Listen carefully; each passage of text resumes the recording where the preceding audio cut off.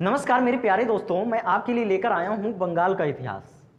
और बंगाल के इतिहास में हम लोग जानेंगे कि किस तरीके से बंगाल में नवाबी स्टार्ट हुई।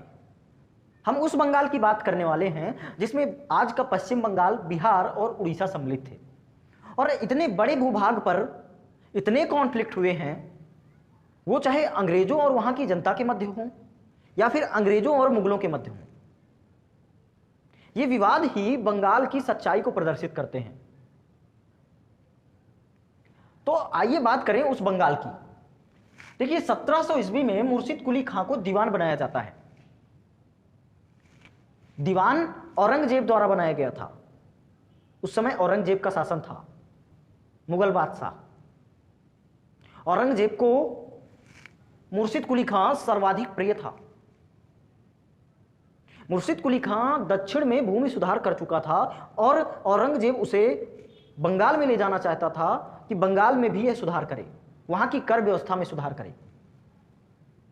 मुर्शिद कुली खां को दक्षिण भारत का टोडरमल कहा जाता था और टोडरमल वास्तविक रूप से अकबर के समय में था, जिसने भूमि सुधार किए थे।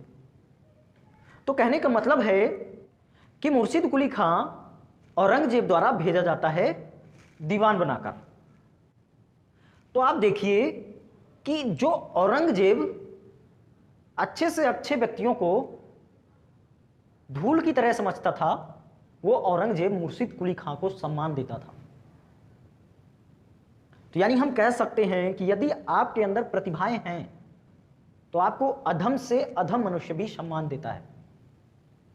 यह केवल औरंगजेब की बात नहीं है, यह हम सभी पर लागू होती है। अरे लहरें भी उसी घाट को तोड़ने के लिए निकलती हैं जो उनसे ऊंचा होता है, और जो घाट नीचे होते हैं उन्हें लहरें डुबा कर निकल जाती हैं। लहरों से आप तुलना हमारे समाज के व्यक्तियों से कर लीजिए और घाटों की तुलना स्वयं से कर लीजिए। और यहां यह भी नहीं है कि आप खाली हाथ बैठे रहो।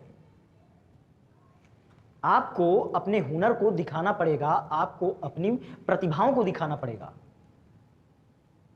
और हमारे समाज में कुचला वही जाता है जिसने अपने हुनर को आज तक दिखाया ही नहीं है। अरे हम दो व्यक्तियों की बात करते हैं, एक औरंगजेब की बात करेंगे और एक अशोक की बात करेंगे। औरंगजेब व्यक्तिगत रूप से अच्छा था, ना तो वह मदिरापान करता था ना ही मांस खाता था, और अपने दरबार तक में ड्रेस कोड लागू करके रखा था। इसके साथ ही दाढ़ी बढ़ाने की नियम रखे थे कि कितनी दाढ़ी होनी चाहिए। अगर कहा जाए कि सबसे अनुशासित दरबार था तो किसका था? औरंगजेब का। इतना अनुशासन था दरबार में। और एक देखिए अशोक को, देखिए अशोक जो कि व्यक्तिगत रूप से अच्छा नहीं था, उसने अपने 100 भाइयों को मारकर शासन प्राप्त किया था। जब बिंदुसार सैया पर लेटा हुआ था तो उसने कहा कि तुम मुझे राज्य दे दो, अन्यथा अच्छा नहीं होगा।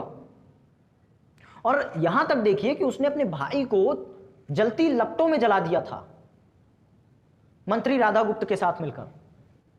कई भाई उसके डर के कारण उसकी अधीनता को स्वीकार कर चुके थे। और इस इंसान को हम लोग महान जोड़कर देखते हैं, अशोका महान। और यह इंसान जो व्यक्तिगत रूप से अच्छा है उसे हम महान नहीं कहते। तो कारण क्या है? कारण है कि यह समाज केवल और केवल हमारे कार्यों से डिसाइड करता है, हमारी निजता से नहीं। इसने बौद्ध धर्म को अपना लिया था और यह धर्म परिवर्तन कर रहा था। केवल इन कार्यों के आधार पर समाज ने डिसाइड कर रखा है। तो आप अपने हुनर को दिखाइए, अपने कार्यों को दिखाइए, अपने व्यक्तित्व को सुधारने में ज्यादा ध्यान मत दीजिए। जो हमारा समाज है ना, वो आज किसी के व्यक्तित्व के पहलुओं की परख नहीं करता। अगर आज आप इंजीनियर हैं, डॉक्टर हैं, वकील हैं तो आपका सम्मान है, क्योंकि वो आपके कार्य हैं। आप कितनी भी भौहें चढ़ाकर निकल जाइए। तो देखिए कि आपको कार्य करते रहना है और ये समाज को डिसाइड करने दीजिए कि ये काम अच्छा है या बुरा है। फिर देखिए कि 1717 में सूबेदार का नाजिम बना दिया जाता है। नाजिम को आप नायब कहते हैं। जो दीवान था उसको अब नायब का पद दे दिया गया था। नायब ऐसा पद था जो कि सूबेदार के जस्ट नीचे होता था, यानी उससे एक लेवल नीचे का था, और ये काफी सलाह देने का कार्य करता था सूबेदार को। जो भी शासक होता था उसको सलाह देने का कार्य करता था। और ये बनाया किसके द्वारा गया था? फारुखसियर के द्वारा।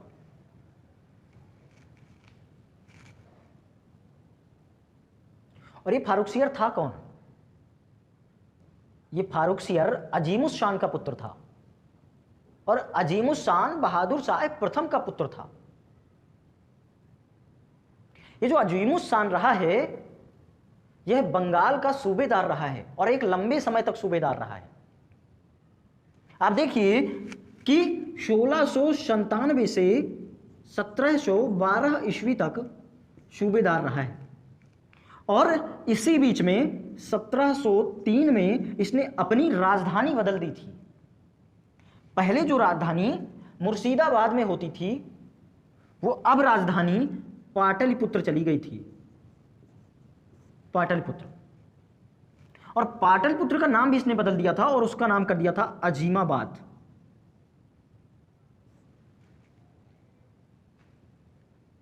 और ये राजधानी परिवर्तन क्यों करनी पड़ी? क्योंकि कॉन्फ्लिक्ट उत्पन्न हो गया था मुर्शिद कुली खां और अजीमुस शान के मध्य। तब औरंगजेब ने कहा था यदि अजीमुस शान तुम मुर्शिद कुली के साथ कोई बदतमीजी करते हो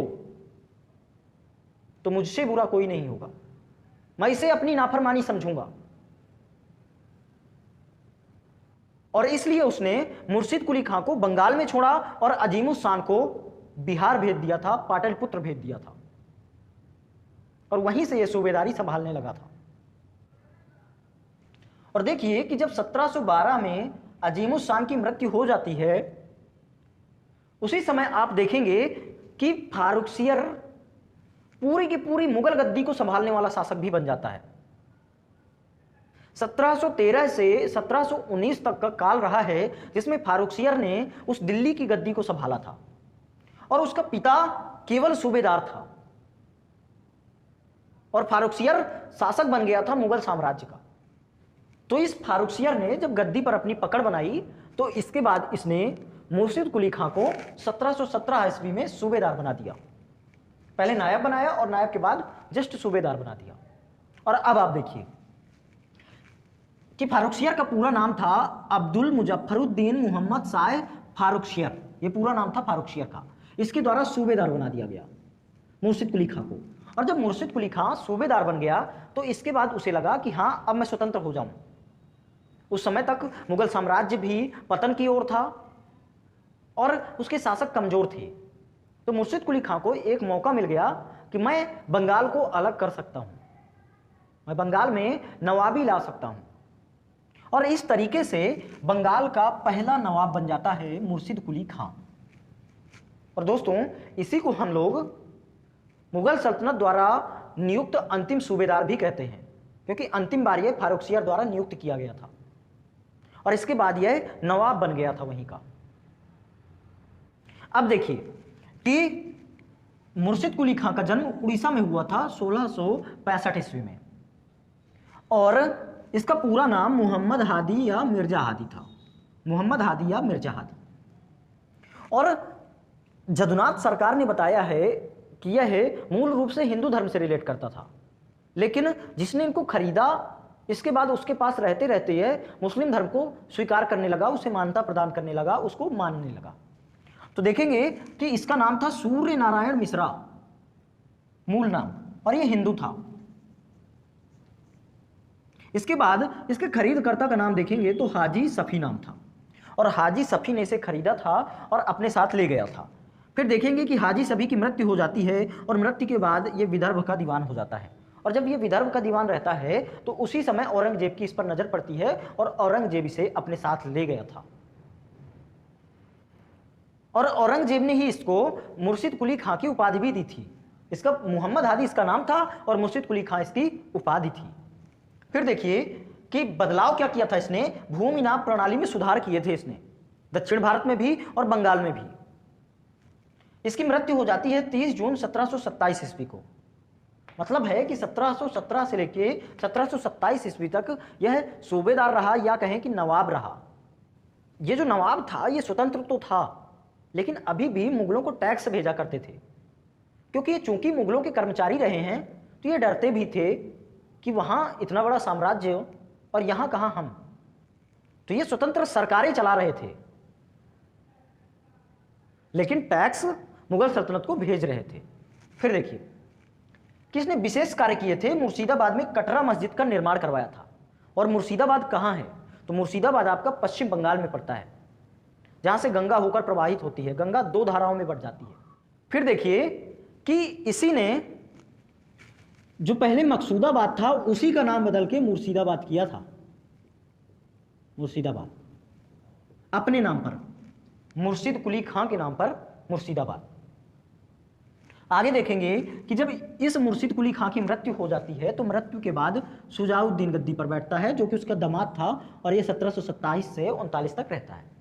इसके बाद सरफराज खां बैठता है, 1739 से 40 तक रहता है। और ये सरफराज खां अयोग्य शासक था, बिल्कुल ही अयोग्य, और ये इसका पुत्र था मुर्शिद कुली खां का। फिर देखेंगे कि इसके बाद अली वर्दी खां बैठता है 1740 से 56 तक, और इसकी 56 में मृत्यु हो जाती है। और जब 56 में मृत्यु हुई तो उस समय इसका कोई पुत्र भी नहीं था। फिर देखेंगे कि कभी भी मुगल राजकोष में कर नहीं दिया था इसने। अब समझ लीजिए कि ये खुद को स्वतंत्र नवाब मानता था और स्वीकार करता था। अभी तक जो पहले बने हैं वो सब के सब मुगलों को कर दे रहे थे। इसी के समय में मराठों ने उड़ीसा को छीन लिया था और बंगाल की चौथ 12,000 रुपए निर्धारित कर दी थी। चौथ क्या होती थी? चौथ होती थी मराठाओं द्वारा लगाए गए कर। मराठा लोग ये कहते थे कि यदि आपको अपने राज्य को मराठों से सुरक्षित रखना है तो आप हमें कुछ कर प्रदान कीजिए, और वो कर ही चौथ होता था। तो यहां पर 12,000 चौथ इन्होंने निर्धारित कर रखी थी। फिर देखेंगे कि ये जो संधि हुई थी ये रघु जी भोसले के साथ हुई थी, चौथ वाली, कि हम अब आपके बंगाल में आक्रमण नहीं करेंगे, हमने उड़ीसा तो छीन लिया है, लेकिन अगर आप जब तक हमें चौथ देते रहोगे हम तब तक आपके बंगाल पर आक्रमण नहीं करेंगे। फिर देखिए कि अली वर्दी खां की जैसे मृत्यु हुई, उनका कोई पुत्र नहीं था, तो इसलिए 3 पुत्रियां थी उनकी। तो देखिए उन 3 पुत्रियों में अमीना बेगम, घसीटी बेगम और मैमुना, ये सबसे छोटी थी और ये सबसे बड़ी थी और ये मध्य की, ऐसी 3 पुत्रियां थी। और इनके पुत्र का नाम था सिराजुद्दौला, जिसे आप मिर्जा मोहम्मद सिराजुद्दौला के नाम से जानेंगे। और इस मैमुना के पुत्र का नाम था शौकत जंग, और घसीटी बेगम का कोई पुत्र नहीं था। घसीटी बेगम ने अपने ही चाचा के पुत्र के साथ शादी कर ली थी, और उनका चूंकि कोई पुत्र नहीं था तो इस तरीके से वो अपने पिता की गद्दी पर किसी को बैठा नहीं सकते थे। लेकिन 2 पुत्र थे, एक छोटी पुत्री का सिराजुद्दौला और इसके साथ साथ बीच वाली पुत्री का शौकत जंग। और घसीटी बेगम चाहती थी कि यह शौकत जंग यहां पर नवाब बने और यह सिराजुद्दौला नवाब ना बने, और इसीलिए उसने विभिन्न दरबारियों के साथ मिलकर कई सारे षड्यंत्र रचे। उसने राजबल्लभ से भी सहायता ली और इसके साथ ही मीर जाफर से भी सहायता ली, जो कि अली वर्दी खां का सेनापति था, उससे भी सहायता ली। और देखिए तब से मीर जाफर लगा हुआ था सिराजुद्दौला की जड़ें काटने में, और बाद में अंग्रेजों का साथ मिलने पर वो जड़ें काट भी देता है सिराजुद्दौला की। और घसीटी बेगम का रोल बंगाल के इतिहास में काफी अहम हो जाता है, क्योंकि इसने भरकस प्रयास किए थे कि सिराजुद्दौला गद्दी पर ना बैठे। और उस समय इनके दरबार में कई सारे दरबारी रहते थे, तो सिराजुद्दौला के विरुद्ध वो दरबारी भी षड्यंत्र रचते रहते थे। अब इन दोनों ही प्रकार के दुश्मनों से उसे पार पाना था, एक तो पारिवारिक और दूसरे दरबारी, जो कि अन्य लोग थे। तो आइए देखते हैं कि सिराजुद्दौला ने कैसे उनसे पार पाया। तो देखिए भाई, अली वर्दी का भाई कौन था? अली वर्दी का भाई हाजी अहमद था, और इसी का पुत्र था नवाजिश मोहम्मद, और इसी से शादी की थी घसीटी बेगम ने, जो बंगाल में षड्यंत्र रच रही थी। लेकिन इसका षड्यंत्र जो था वो कामयाब नहीं हो पाया था, सिराज गद्दी पर बैठ ही गया। लेकिन गद्दी पर बैठने के बाद उसको विरोध झेलना पड़ा दरबारियों का और इसके साथ साथ शौकत जंग का। देखिए उसके दरबार में जगत सेठ, अमीचंद और इसके साथ साथ राय दुर्लभ, ये सब सेठ रहते थे जो कि बंगाल की जो रियासत थी उसमें अधिक से अधिक मात्रा में हस्तक्षेप करते थे। ये लोग बहुत धनवान थे और ये लोग अंग्रेजों के संरक्षक थे। एक प्रकार से अंग्रेजों को जो कुछ भी काम होता था बंगाल में तो इन्हीं से मिलते थे और ये लोग आगे चल के नवाब तक पहुंचा देते थे बातें। इनके पास पैसा बहुत था, ये बैंकिंग का कार्य करते थे, एक प्रकार के साहूकार थे। ये लैंडिंग भी करते थे, बैंकिंग भी करते थे।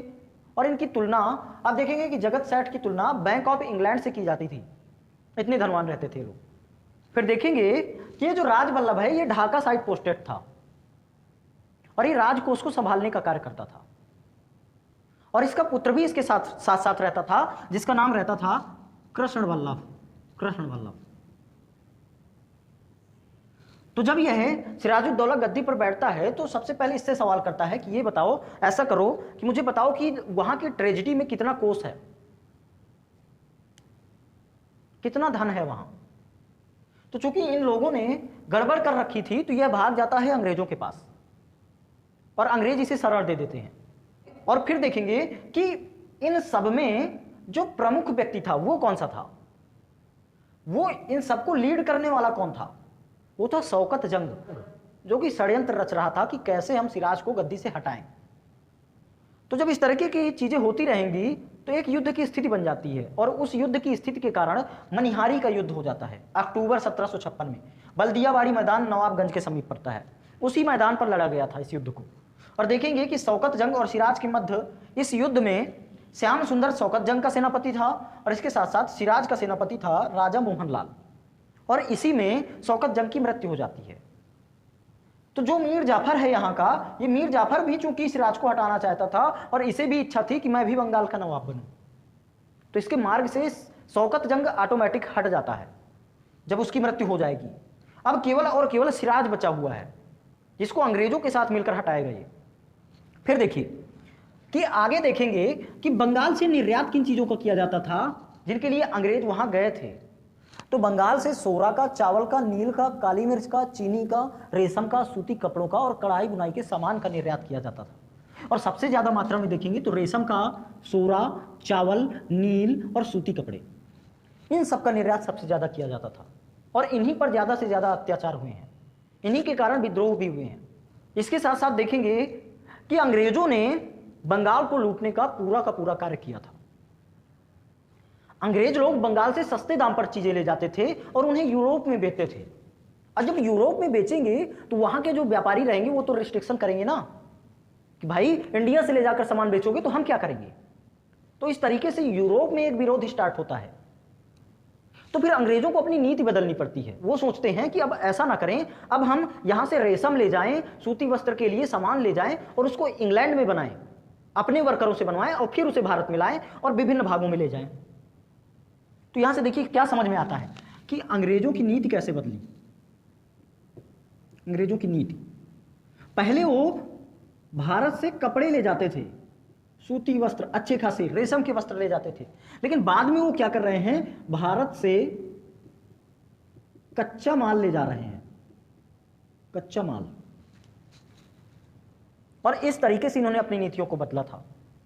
ये यहां से कच्चा माल ले जाते थे और इसके साथ ही जो भी भारत में व्यापारी हैं या फिर भारत में कपड़े सिलने वाले हैं या फिर सूत निकालने वाले हैं या फिर रेशम तैयार करने वाले हैं, उन सभी के घरों के बाहर ये लोग पहरा बैठा कर रखते थे कि वो केवल और केवल अंग्रेजों को सामान बेचे।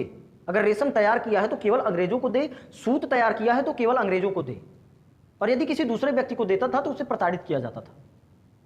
सभी पर अंग्रेजों की निगरानी रहती थी।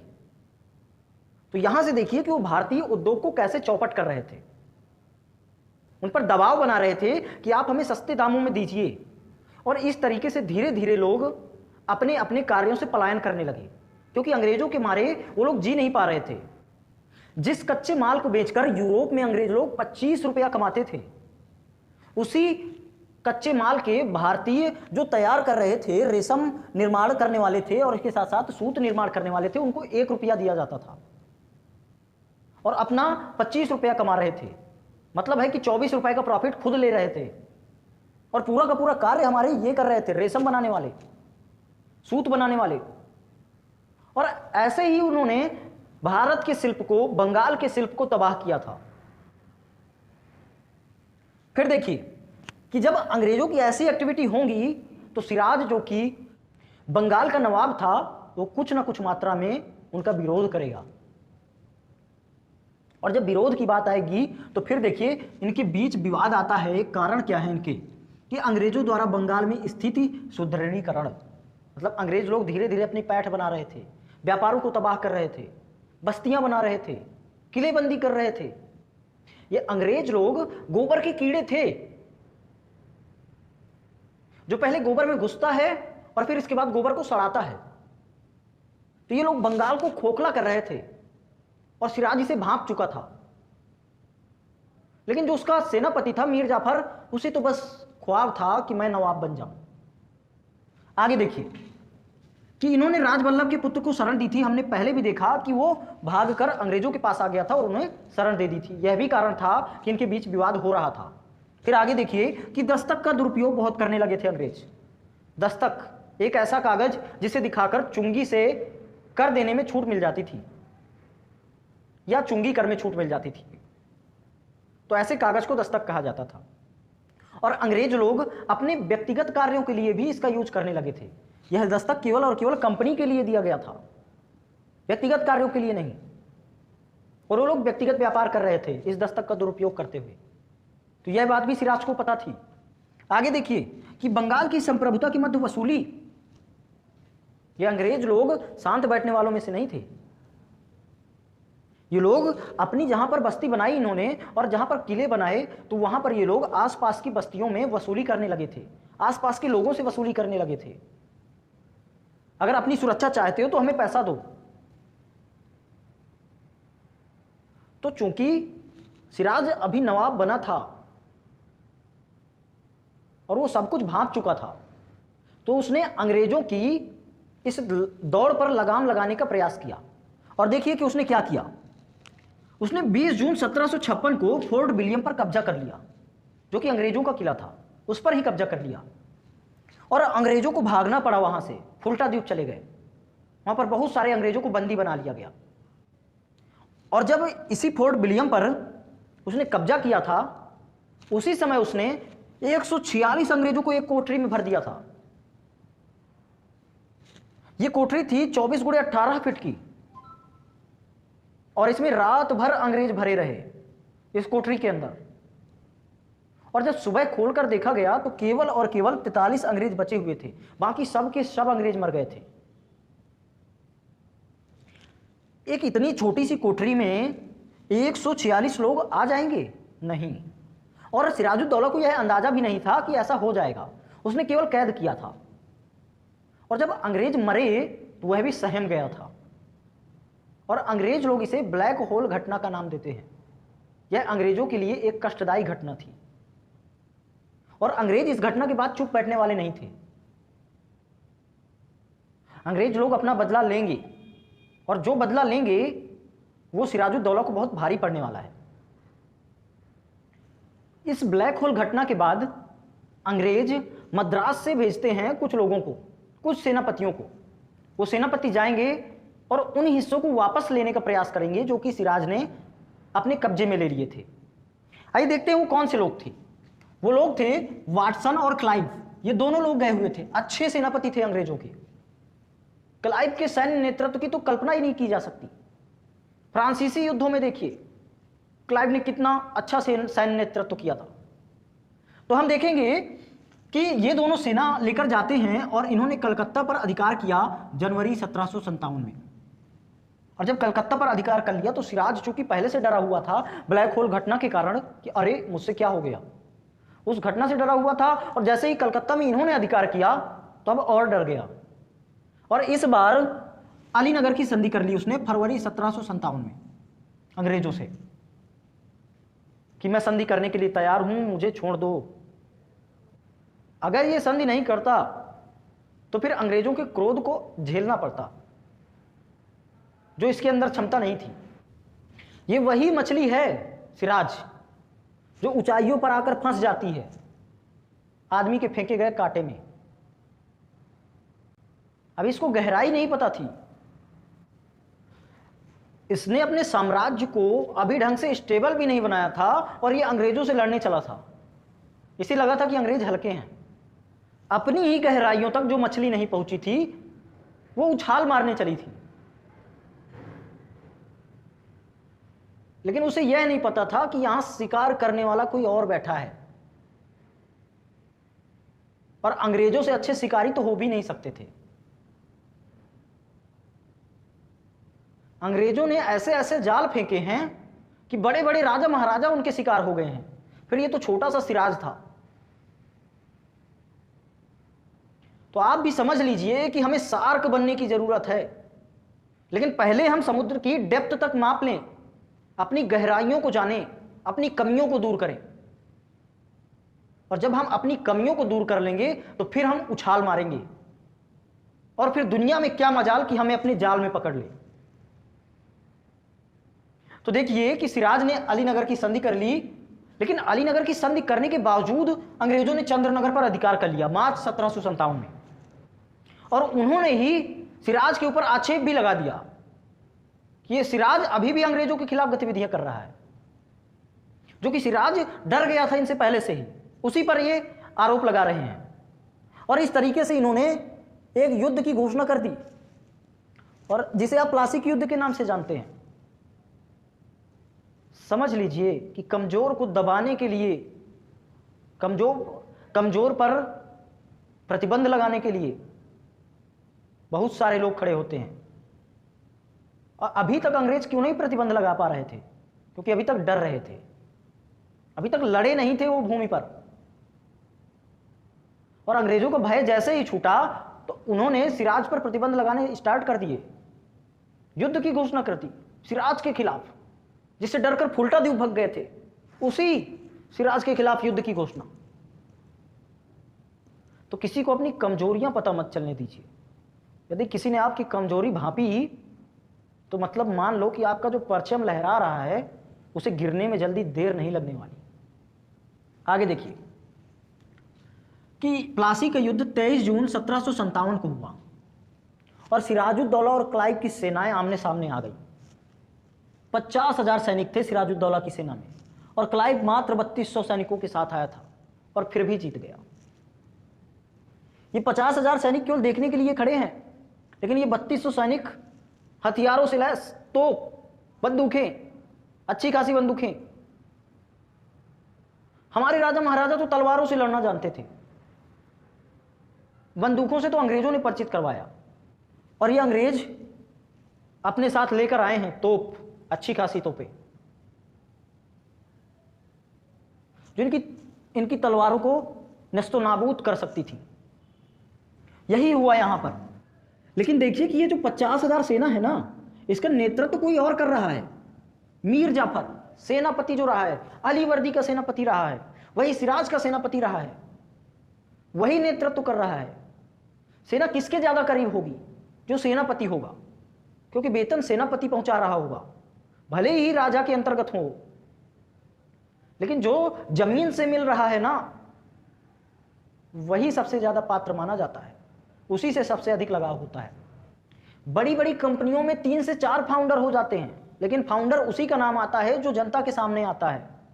तो उसी तरह यह मीर जाफर अपने सैनिकों से जुड़ा हुआ था, और इसीलिए इसने अपने सैनिकों को युद्ध ना करने के लिए रोक दिया। जब युद्ध चल रहा था अंग्रेजों के खिलाफ, तो मीर जाफर ने विश्वासघात किया, उसने अपने सैनिक ही नहीं छोड़े युद्ध लड़ने के लिए। तब सिराज को समझ में आया कि अरे, ये आस्तीन का सांप अभी यहां बैठा हुआ है। तो वो भाग गया वहां से। उसने कहा भैया बंगाल छोड़ो, पहले अपनी जान बचाओ। अरे इतने सारे राजा महाराजा हुए हैं जो अपने प्राणों की आहुति दे चुके हैं अपने राज्य को बचाने के लिए। अगर सिराज इतना ही अच्छा होता तो बंगाल के लिए लड़ता। और इन 3200 सेनाओं की क्या मजाल कि 50,000 सैनिकों में से, अरे मान लीजिए कि पूरे 50,000 थोड़ा ना मान गए होंगे मीर जाफर की बात। अरे कुछ तो राजा की इन्फ्लुएंस में रहे होंगे, लड़ो। तो यही है कि डरपोक हैं तो डरपोकों को कहीं जगह नहीं मिलने वाली। मजबूत बनकर रहो, हौसले बुलंद रखो, और लड़ने की क्षमता बरकरार रखो, और तब तक लड़ो जब तक या तो आपका अंत हो जाए या फिर सामने वाली कंडीशन का अंत हो जाए, आप संतुष्ट हो जाएं, तब तक लड़ो। आगे देखिए कि सिराज यहां से भागा और मुर्शिदाबाद गया, मुर्शिदाबाद से पटना गया, मतलब है मुर्शिदाबाद पश्चिम बंगाल, पश्चिम बंगाल से बिहार गया, और बिहार से जब देखा यहां तो यहीं पर मीर जाफर के पुत्र द्वारा इसकी हत्या कर दी गई। मतलब है कि सिराज भागा था, लेकिन मीर जाफर को भी पता चल गया था कि सिराज को यही मौका है, निपटा दें, और इसीलिए उसने अपने पुत्र को उसके पीछे भेज रखा था, और मौका आने पर उसने हत्या कर दी उसकी, और यहां से सिराज का अंत हो गया, जो अंग्रेजों के लिए सरदर्द था और इसके साथ ही इस मीर जाफर के लिए सरदर्द था। आगे देखिए, इस युद्ध में अंग्रेज जीत गए और मीर जाफर को उन्होंने बंगाल का नवाब बना दिया। अब ये जो नवाब बना है ना मीर जाफर, अंग्रेजों के हाथ की कठपुतली है, जब अंग्रेज नचाएंगे तभी नाचेगा, और इस युद्ध की पूरी भरपाई करने वाला है ये मीर जाफर। अंग्रेज इसी को लूटेंगे, अच्छे बकरे हाथ लगे हो। अंग्रेज तो यही सोचेंगे ना कि अच्छा बकरा हाथ लगा है, पहले इससे निकालें अपने युद्ध का खर्चा, फिर से जितना लूट पाते हैं उतना लूट लें, और फिर इसके बाद जितने अधिक से अधिक अधिकार पा पाते हैं उतने ले लें। अंग्रेज लोग अभी लड़ा क्यों रहे थे? अंग्रेज लोग चाहते तो मीर जाफर को ना बना के खुद बन जाते, लेकिन अंग्रेजों को भी अभी पता था कि अभी हमारी जड़ें मजबूत नहीं हुई हैं। अगर जड़ें मजबूत हो गई होती तो यहां ये मीर जाफर ना बैठता, अभी क्लाइव बैठ गया होता। तो आज हमने बंगाल के इतिहास का एक हिस्सा जान लिया है, और आगे हम आने वाले युद्धों को जानेंगे, बक्सर का युद्ध जानेंगे, संधियां जानेंगे। लेकिन हमने सीखा क्या? हमने यहां से कई सारी चीजें सीखी। हुनर का सम्मान सीखा हमने, सिराज की कायरता को देखा हमने, मीर जाफर का विश्वासघात देखा हमने, घसीटी बेगम का पारिवारिक कलह देखा हमने, और जगत सेठ की अमीरी देखी हमने। सब कुछ केवल बंगाल में भरा पड़ा है। ऐसे इतिहास के उदाहरण हैं जिन्हें आज आप अगर अपने जीवन में उतार लें और उनसे सीख ले लें तो हमारा जीवन एक अच्छे पथ पर निकल जाएगा। हमारी सफलता की मीनारें ऊंची हो जाएंगी और हमारी नींव मजबूत हो जाएगी। अरे नींव उन्हीं की मजबूत होती है जिन्हें पता होता है कि अगर नींव नहीं होगी तो मकान हिलेंगे भूकंप आने पर। वो भूकंप आपकी परेशानियां हैं, तो परेशानियां आपकी मंजिलों को हिलाएंगी, आप उनसे डरोगे, लेकिन लड़ो। और लड़ तभी सकते हो जब अपनी नींव को मजबूत बनाओगे, और नींव को मजबूत तभी बनाओगे जब अतीत की चीजों से, अतीत की घटनाओं से आप सबक लोगे। तो इसी तरह मेरे साथ आप अध्ययन करते रहिए इतिहास का, इतिहास के विभिन्न पहलुओं का, और साथ ही लाइक करते रहिए, शेयर करते रहिए, सब्सक्राइब करते रहिए योग इंस्टीट्यूट चैनल को, और अपना प्यार और सपोर्ट यूं ही बनाकर रखिए। हम इतिहास की गहराई से जाकर इतिहास के फैक्ट को निकाल कर लाएंगे। आपका बहुत बहुत धन्यवाद। योग इंस्टीट्यूट के साथ जुड़े रहिए और ऐसे ही अध्ययन करते रहिए।